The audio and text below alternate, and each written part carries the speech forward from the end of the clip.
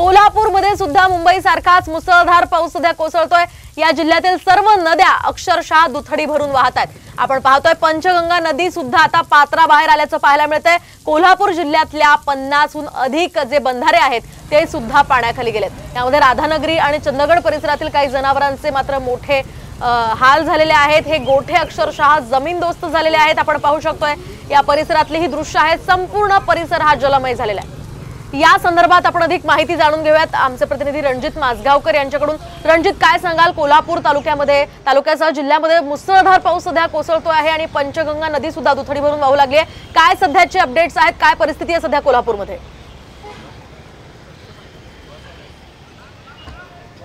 कोल्हापूर शहर वगळता जिल्ह्याचा इतर जो भाग आहे, विविध तालुके आहेत, या तालुक्यांमध्ये मोठा पाऊस सुरू असल्याचं आपल्याला पाहायला मिळतं।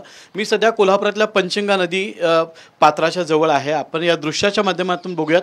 पंचगंगा नदी यावर्षी प्रथमच आपलं पात्र सोडून आता बाहेर आलेली आहे आणि ती आता बाहेरच्या दिशेने येताना आपल्याला पाहायला मिळते। कोल्हापूर जिल्ह्यातले जे छोटे मोठे लहान मोठे प्रकल्प आहेत, हे प्रकल्प ओव्हरफ्लो झालेले आहेत। याचं पाणी विविध नद्यांमधून दुथडी भरून वाहताना दिसतंय। त्याचाच इफेक्ट हा पंचगंगेवर झालेला आहे आणि पंचगंगा 32 फुटाहून अधिक वाहताना आपल्याला या ठिकाणी दिसते। कोल्हापूर जिल्ह्यातले साधारण 50हून अधिक बंधारे जे आहेत हे पाण्याखाली गेलेले आहेत।